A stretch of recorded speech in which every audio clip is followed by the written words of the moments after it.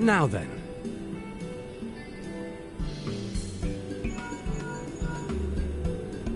"'Tis I. The situation may be more complicated than we anticipated.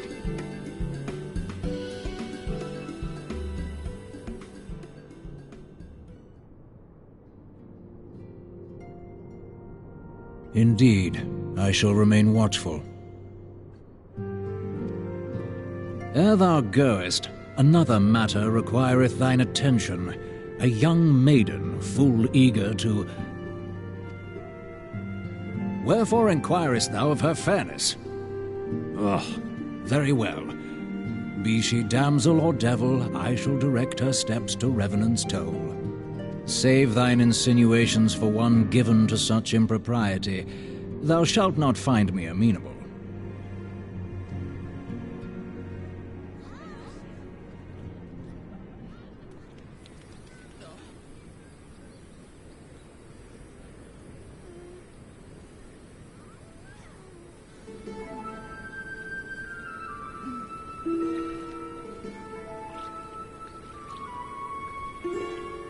Far across the sea from the land of Domar have we traveled. We seek audience with the ruler of these lands. Who here speaks for you?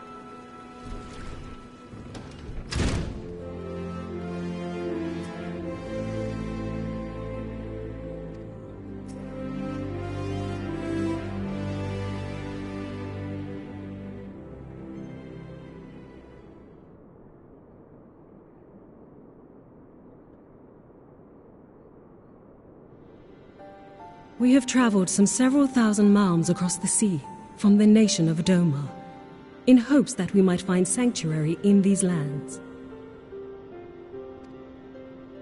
Sanctuary, Lady Yugiri?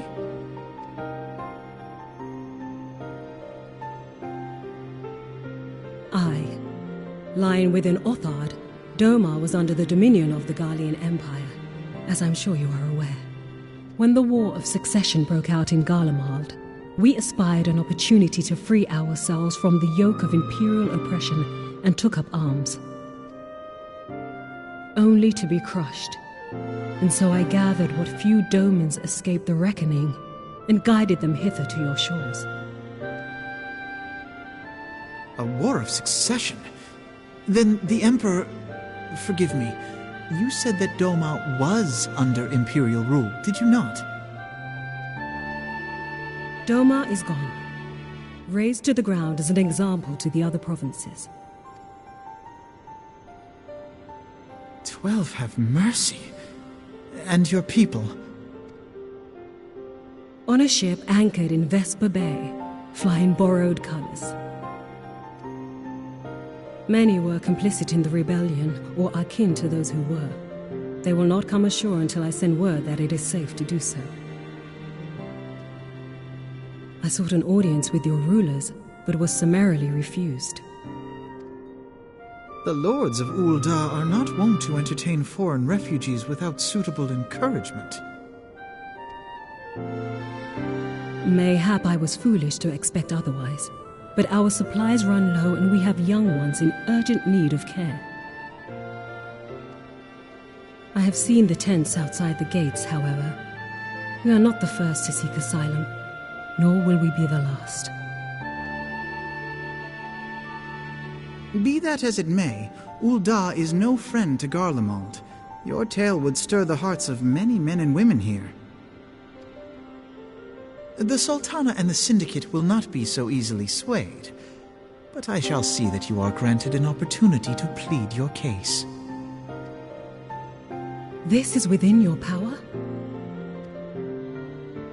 Well, far be it from me to boast, but I do have the ear of certain influential individuals. I am in your debt. Lady Yugiri, forgive me for observing, but your choice of attire seems like to evoke feelings of mistrust. Men are wont to fear the unfamiliar. We know this from experience.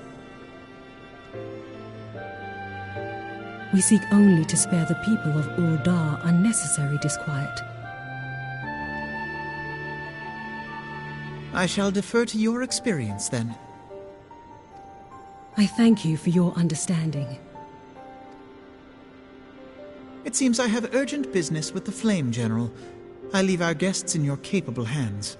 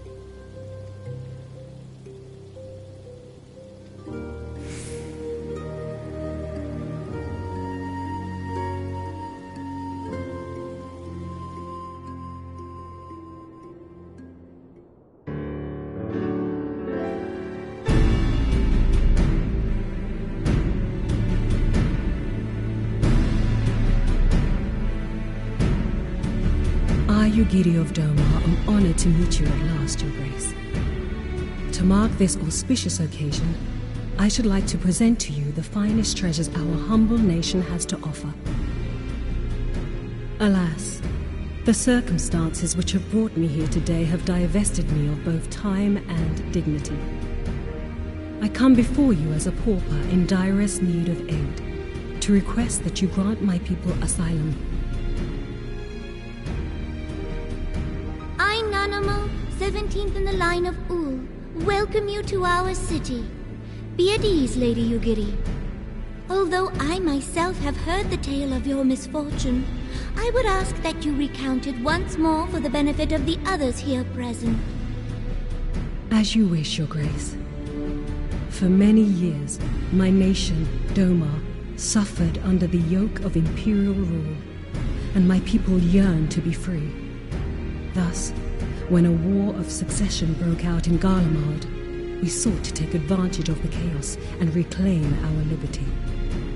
Alas, our enemy proved less preoccupied than we had hoped, and our rebellion was put down in the most brutal fashion.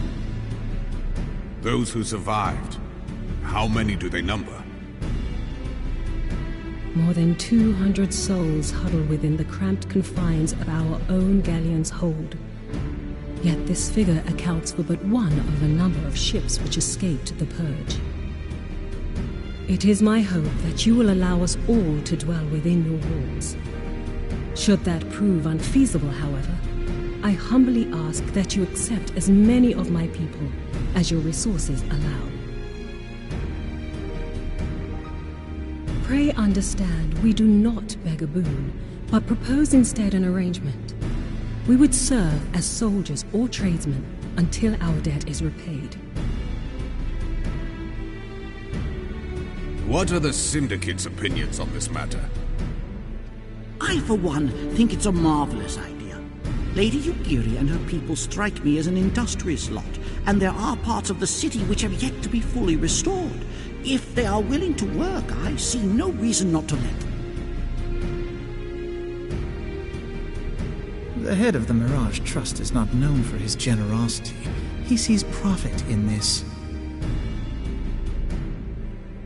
I agree. That said, these are foreign refugees. To admit them would require a formal resolution. Shall we call a vote?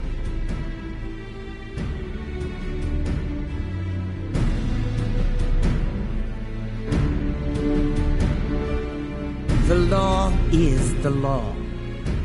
Lord Lolorito? Tell me, are you blind or willfully ignorant? Even now, our streets are choked with the displaced victims of the Calamity and Alamigan refugees. They live hand to mouth, subsisting on aid provided by the immortal flames, the cost of which grows ever higher. The wealth of Ul'dah is not without limits, my friends.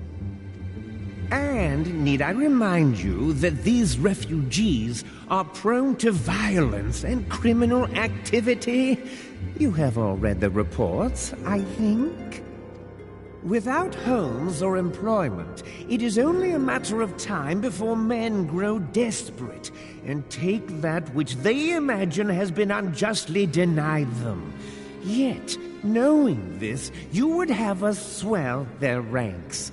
Mayhap you think the brass blades and the flames are not hard-pressed enough?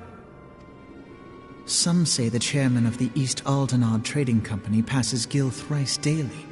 This may explain how he came to be the wealthiest man in Ul'dah. Or it may simply be that he's ruthless beyond reckoning. Surely the Sultanate can support the few hundred domins Lady Yugiri represents. That our resources have been taxed, I do not deny. But we are hardly in danger of financial collapse. I move that an exception be made. An exception, Your Grace? I am suddenly reminded of a similar debate some years ago regarding a number of Alamigan refugees, if memory serves. What were your words that day? Ah, yes. The law is the law. And so our visitors remained in Little Alamigo. Mayhap our wise and benevolent Sultana would be so good as to enlighten us as to which other of our laws should not be upheld. Mind your tongue, Lolorito. My lord, I share your concern for the welfare of our great nation, but we must endeavor to take a longer view. You know as well as I that people can be a resource still more precious than gil. Precious or not, they were never yet so reliable. And unlike those who frequent your establishment, I have no desire to gamble with my future. Uldar's greatest asset is, and has ever been, her material wealth. We risk this at our peril.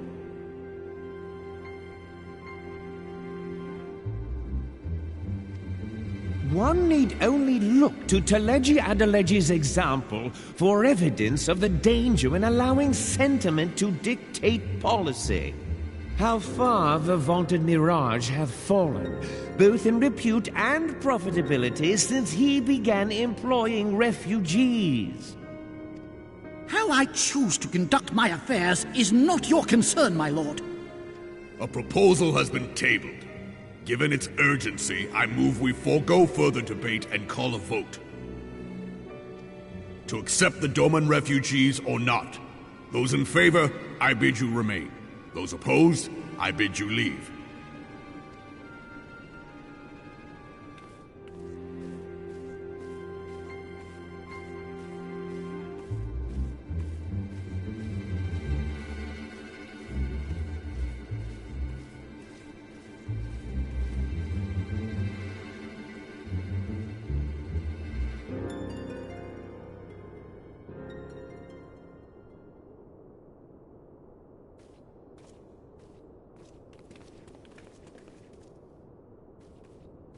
Would that it were within my power to welcome you and your people, Lady Yugiri. As you have observed, however, my authority in such matters is regrettably limited. Without the consent of the Syndicate, I cannot act. I understand, Your Grace, and I appreciate all that you have done on our behalf.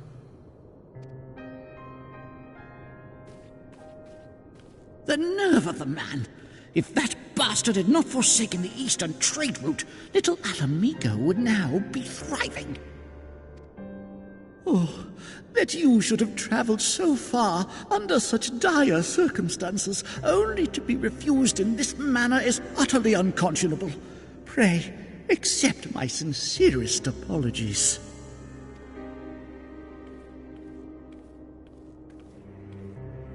Now that the Empire no longer poses an immediate threat, they see little reason to maintain the pretense of unity. The Monitorists have grown especially defiant of late. Lord Lolorito most of all.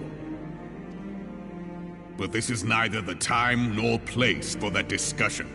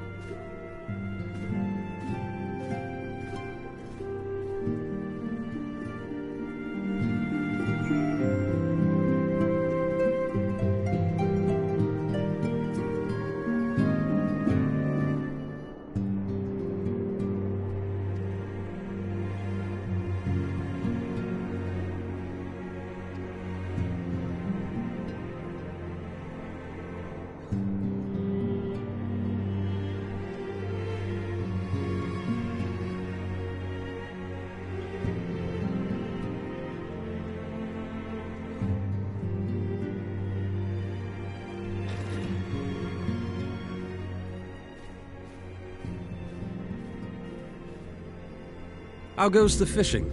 Caught anything slippery? Aye. Our suspicions were well founded. The Serpent Reavers are indeed the culprits. The plot thickens. Has there been any movement in Thanalan? It has been blessedly quiet. Which is to say the Amalja are being no more or less of a nuisance than usual, summoning Ifrit with such crystals as they have hoarded. Urianger, too, reports not out of the ordinary. Then we have our explanation. Your explanation for what, pray tell? For the recent spate of crystal thefts in Thanalan, we naturally assumed that the trail would lead us back to the Amalja. Yet it did not. It led us across the sea unto Vilbrand. Vilbrand? There have been reports of increased Sahagin activity of late. Oh gods, they mean to summon Leviathan? That is the way of it, I fear. Whilst conducting our investigation on behalf of the mineral concern, we came upon evidence implicating the Serpent Reavers. With the aid of the Maelstrom, I was able to verify our suspicions. 'Tis only a matter of time before Leviathan returns to harrow the seas. But there is more. One of the Sahagin, an elder by my judgment, spoke of attaining the gift and knowledge of eternity. Ugh.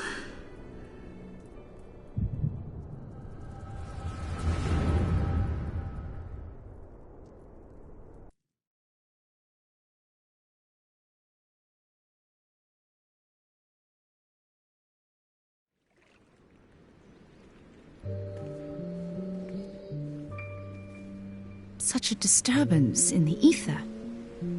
If I did not know better, I should think this device defective.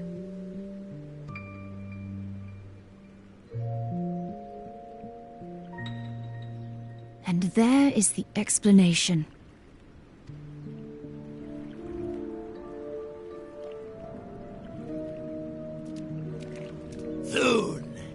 Soon it shall begin. Our Lord shall rise midst surging waves to wash away the finless ones. And I shall be granted the gift and knowledge of eternity, and with the emissary stand equal. Then shall I know no cessation, no oblivion.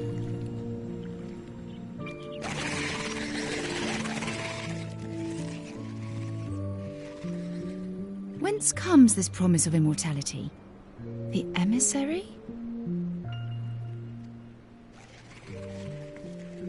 We have outstayed our welcome.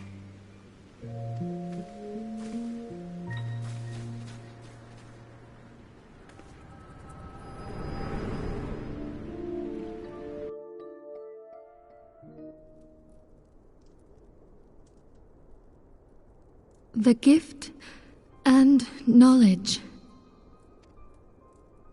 Are the two of you quite well? You shared that vision, did you not?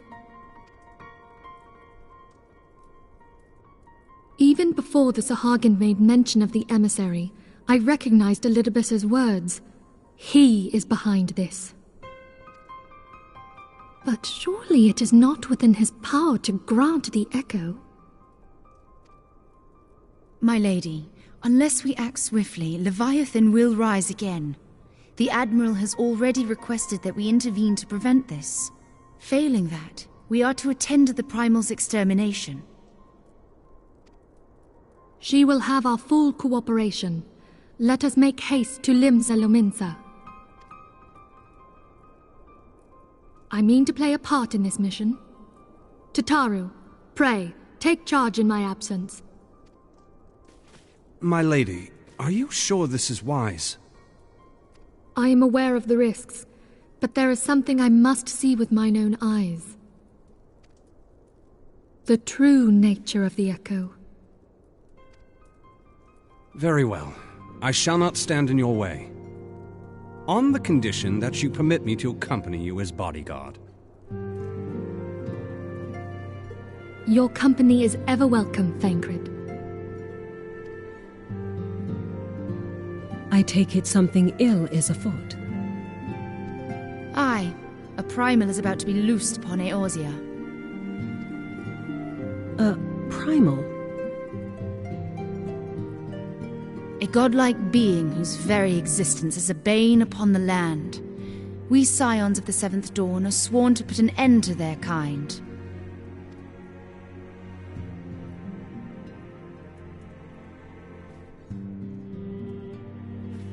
I see. Know then that I am learned in the arts of war. In return for the kindness you have shown my people, I would lend you my blade. It would be most welcome. When contending with a primal, one can never have too many able allies. If you crave a more intimate understanding of the problems facing Eorzea, this experience is like to provide it. Be sure to come well prepared.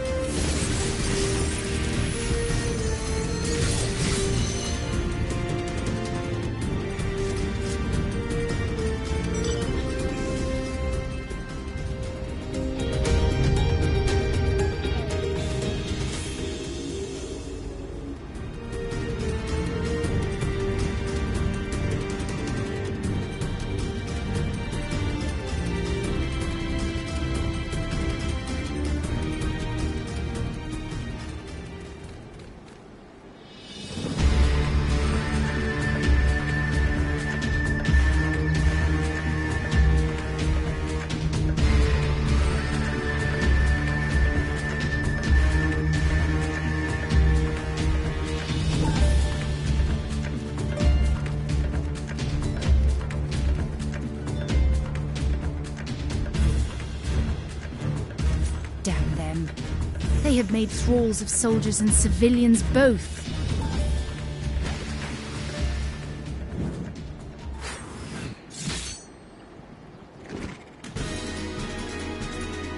Did I miss much?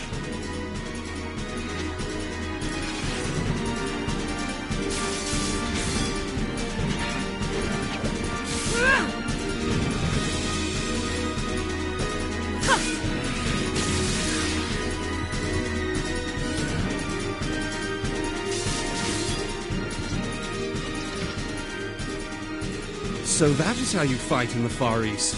Mental note, pick no quarrel with Domans. But seriously, if I am to keep up, I must needs forsake elegance for efficiency.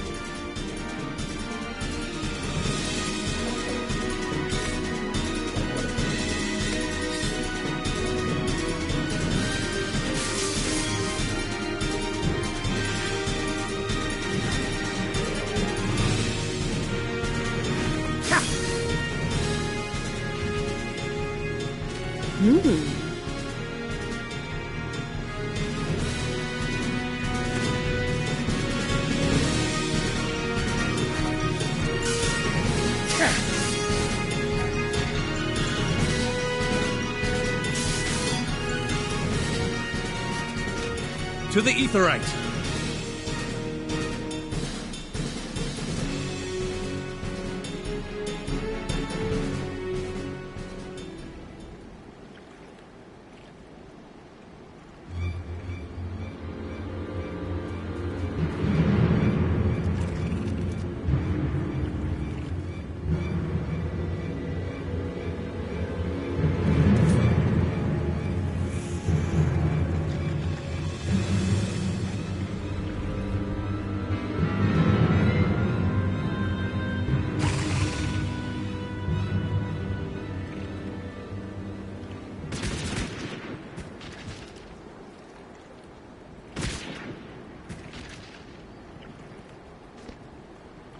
You'll forgive me my lateness.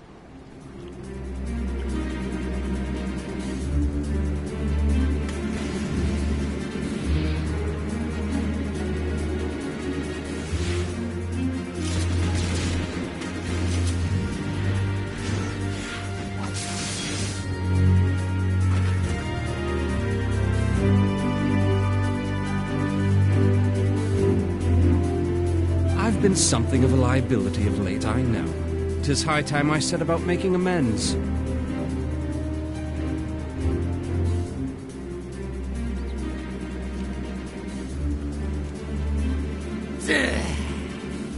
Long have you shriveled swordwalkers, tormented our kind. But no more! Your time is at an end! You shall perish with salt in your wounds and sea in your lungs.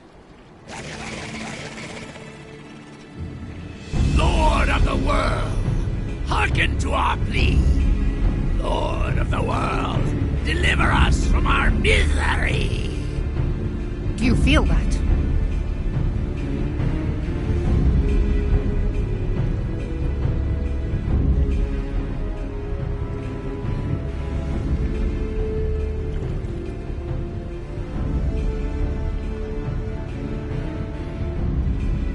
know this sensation. It's the echo. What?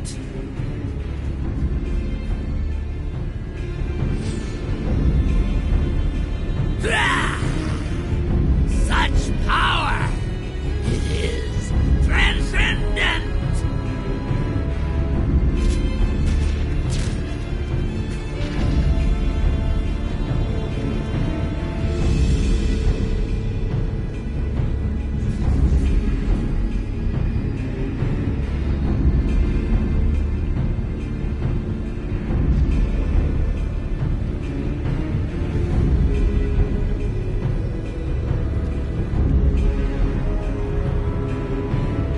Seven hells!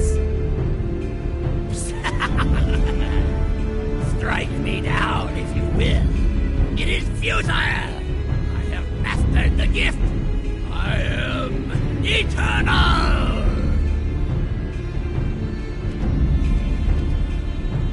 O mighty Leviathan, ruler of the seas, born of waters primordial, I offer unto you this frail flesh, that you might grant your faithful servants deliverance. I beseech you, come forth!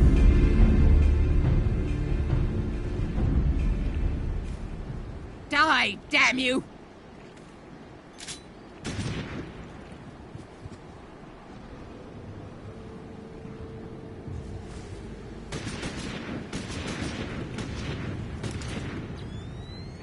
Foolish shorewalker!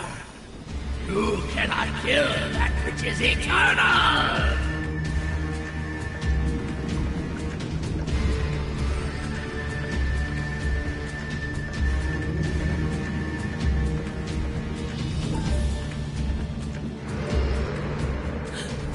Heavens forfend.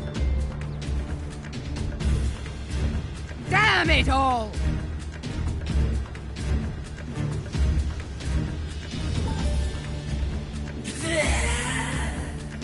My being ebbs away. It should by right be infinite. Am I not immortal? Curse you, emissary! You promised me everlasting.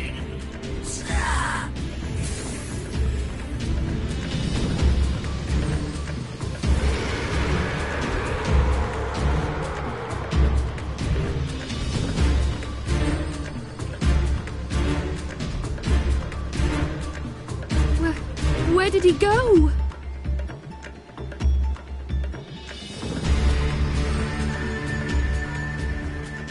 What say you? Nary a single ship? Hells take that sea demon! Gather the survivors and get to shore. Leave the wrecks for the pirates.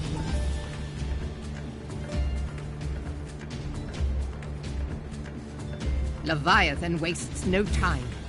The diversionary squadron is lost. For a mercy, 'twould seem the Primal now makes for open sea. But why does he not press his advantage? Unless... God save us. He means to unleash a tidal wave.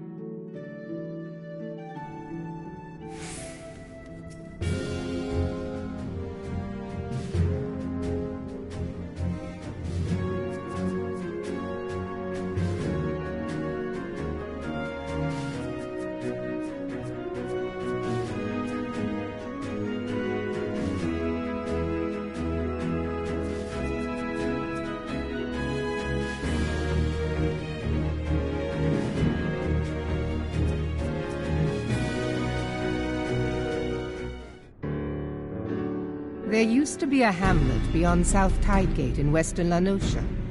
Hearthstone, it was called. Some years prior to the Maelstrom's founding, Leviathan rose from the briny depths and set about unleashing watery hell upon us. On that occasion, the Company of Heroes put him down before he could do too much damage. But when the bastard came next, this time in the wake of the calamity, we were not so fortunate. Weary of ravaging our shoreline, he summoned a tidal wave which fair leveled Hearthstone and washed the soil away for good measure. The area was subsequently occupied by the Sahagin. Aye, the thrice-damned creatures transformed it into a spawning ground for their brood. Given the quantity of crystals stolen to feed him and his legion of thralls, we can be fairly sure that Leviathan is stronger now than in his previous incarnations. If that sea demon is left to wreak havoc, what befell Hearthstone may well befall a larger settlement, even Limsa. That cannot happen. The Primal must be stopped. That was ever our objective, Admiral. But how are we to achieve it? The sea is Leviathan's uncontested domain.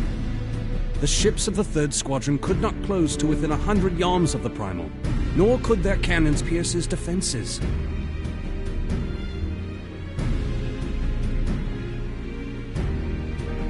I have read the reports, Master Thancred. Our warships may as well have been bloody pleasure barges for all the good they did. 7 hells! Is there no way that we might strike back? The Company of Heroes defeated Leviathan, having first lured him into an inlet, but we must needs contend with him upon the open sea. It will avail us little to consult past experience.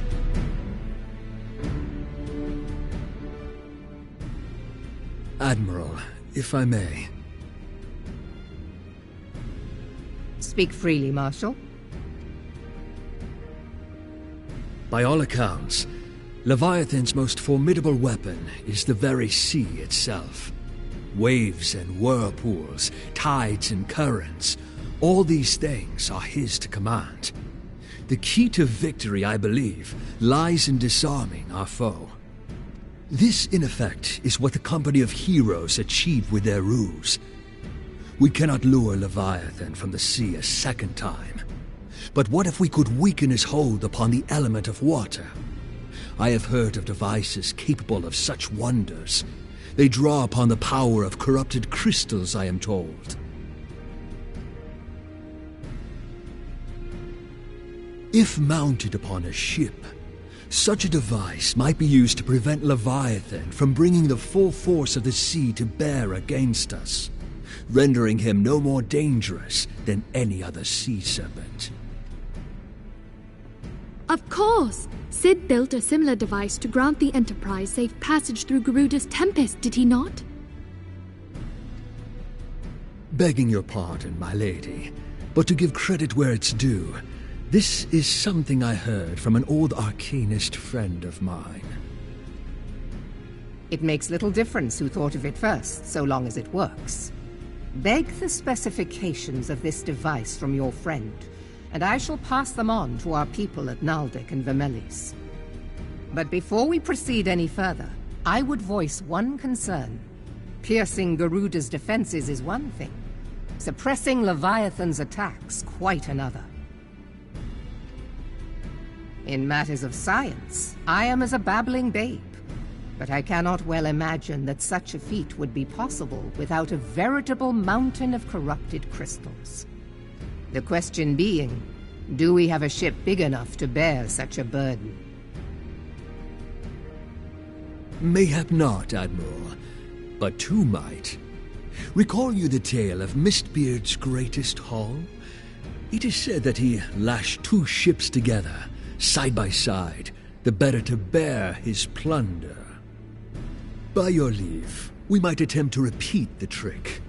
The gods know it would be quicker than building a new vessel. Mistbeard did this.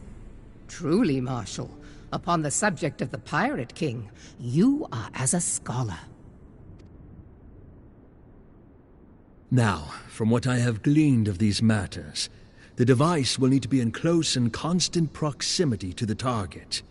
To which, we must lash our twin vessel to Leviathan. This in itself will be no small feat. Ramming speed will be required, but given the weight of the cargo, that will only be attainable with the aid of a towing vessel.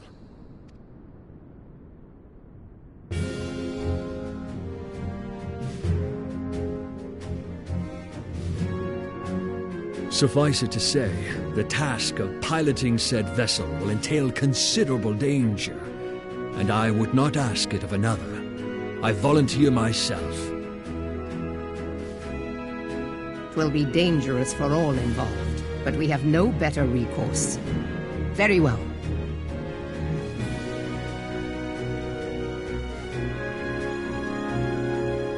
Commodore, assemble the remnants of the fleet at Morabee Bay.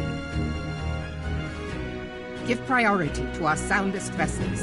The repairs can wait.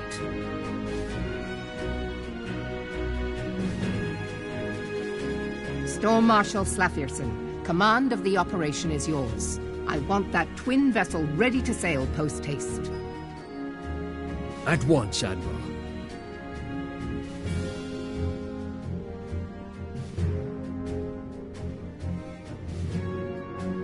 And then there is the small matter of slaying the beast.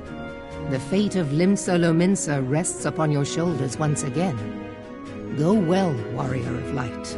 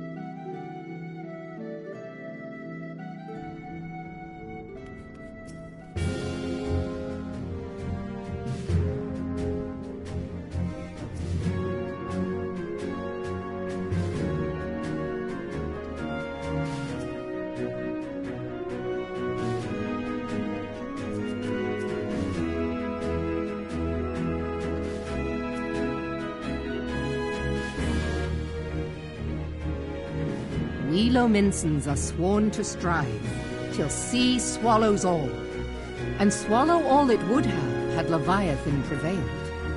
That we still strive now, we owe in no small part to you. Not for the first time, you have delivered Limsa Lominsa from the wrath of a primal. Never has our nation known a stouter ally. On behalf of my people, I give you my humblest thanks.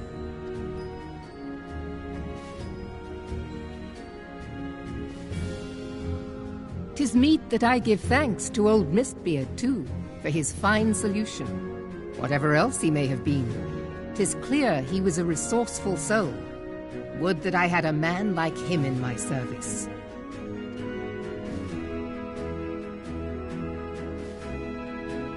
Before I set foot in these lands, I had no inkling that the people of Eorzea contended with such mighty foes. Suffice it to say, their existence came as something of a shock, as did the idea that they could be defeated. This experience has served to remind me of the vastness of the world, and the boundless potential of man. Though I am but a refugee in this realm, I would fain be of use to you in your fight. Know that I am tutored in one of the foremost combat arts of the Far East.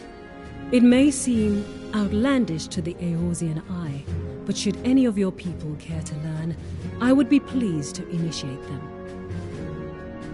And I will see to it that they are grateful. I have no doubt that your knowledge and skills will serve us well. Besides, your art is not so outlandish as you think. Would you not agree, Master Thancred? Naught escapes your searching eye, Admiral. Few are privy to this information, but Limsa Lominsa is home to a certain secret fraternity. Its members are trained in a form of combat not unlike your own. By my judgment, it should not be beyond such individuals to adapt to the techniques I witnessed you employing with such admirable deftness. I am heartened to hear this. I too noted a kinship between your style and mine own, though it seemed to me that you fought differently in the beginning. I suppose I did. What can I say? I'm a man of many talents. Though you may labour to believe it, Thancred was once something of a scoundrel who fraternized with the criminal class in these parts.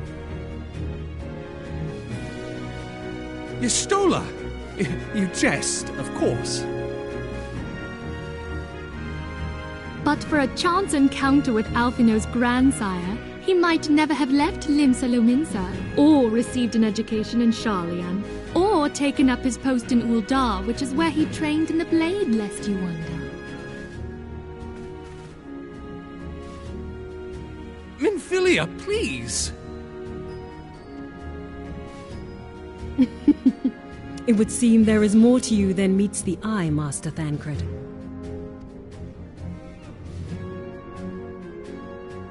Lady Yugiri, I am told that you and yours came to Eorzea seeking permanent resettlement, and that many domins have since been engaged as frontier hands at Revenant's Toll. Moderna is many things, but a place of refuge it is not.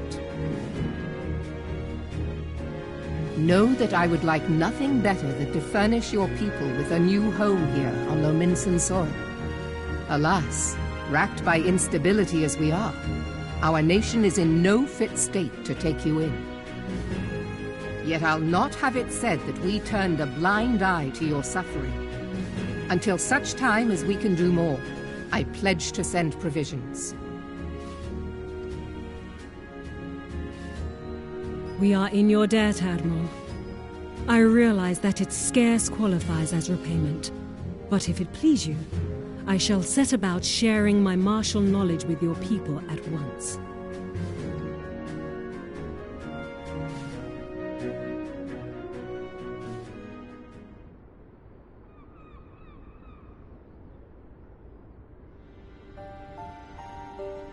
You wished a word in private.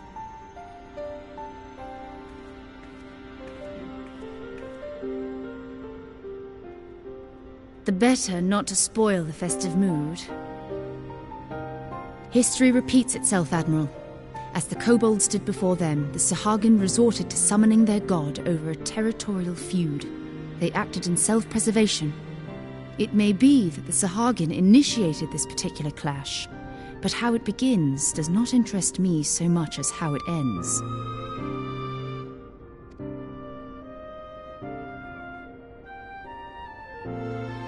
I have not forgotten our conversation, Y'ashtola. I am aware that man bears part of the blame for the Primal's existence. Nor am I ignorant of the Sahagin's reason for acting. They sought to secure a place to breed and multiply that their kind might survive. Self-preservation, as you say. But we have as much right to live and thrive as they. If our own survival is threatened, are we to lay down our arms and welcome oblivion? Nay. And so you kill, that you might live. Yet if living is a right, then that right belongs to all peoples, be they... I'll not deny your reasoning, but when a storm gathers, it falls to me to see my people safely through it. That is my duty, and I shall do it.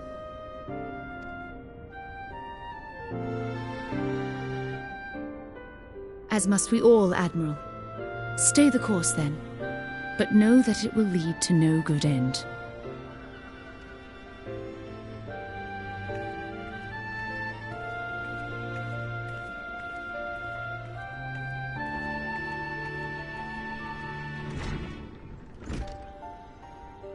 Man has ever put himself first and foremost. To justify his actions, he clads himself in the armor of righteousness, though it be a fancy of his own making. In this, mayhap the Garleans and we Domans are not so different.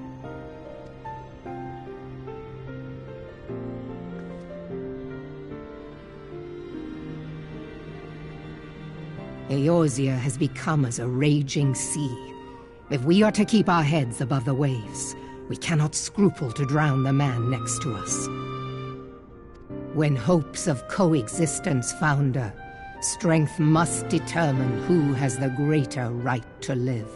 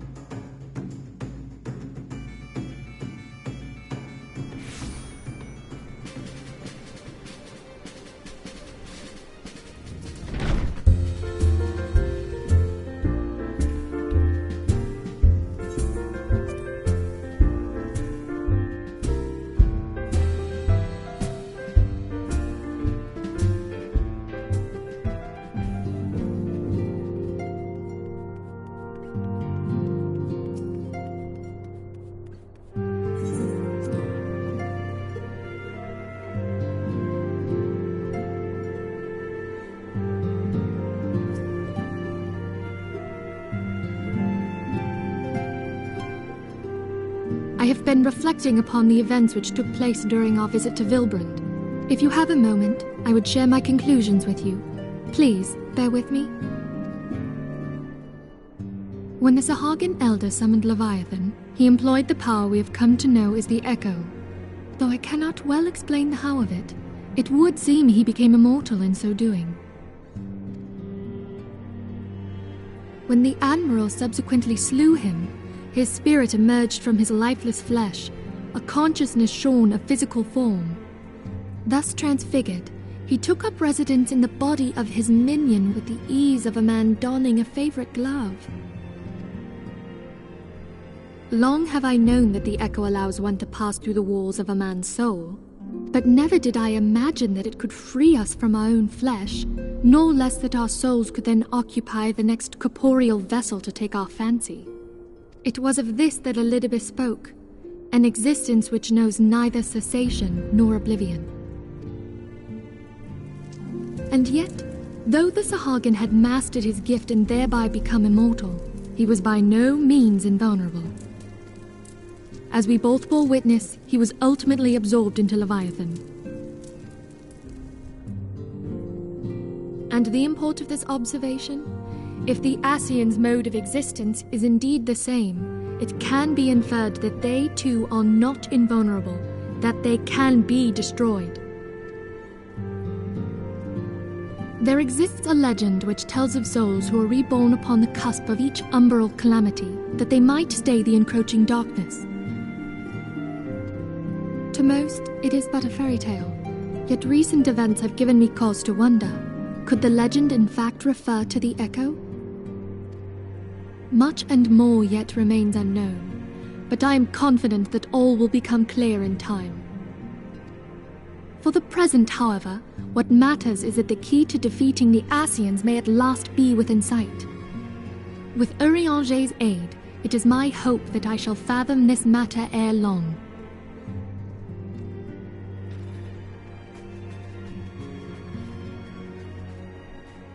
Oh, I was just about to send for you, my friend. Is Artemis? Grave tidings from the Sharlayan motherland, my lady. It doth concern our distant allies, the students of Baldessian. What of them? My lady, the Isle of Val, which for many years hath been the Order's home, is no more. No more? Whatever do you mean? I relate only that which hath been conveyed unto me by our agents. An etheric wave of the highest magnitude was recorded in the region. Soon thereafter, 'twas observed that the isle had ceased to be. 'Tis postulated that a magic was evoked, like in power to Ultima. 12 preserve.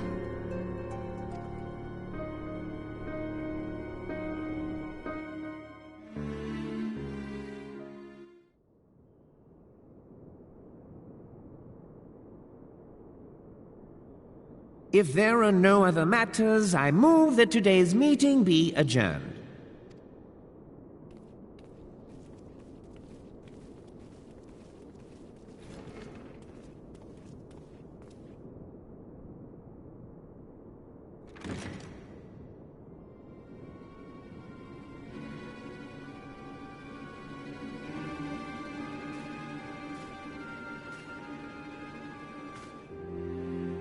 It is done, my lord. Forgive my impertinence, my lord, but these orders, I am uncertain as to what end they serve.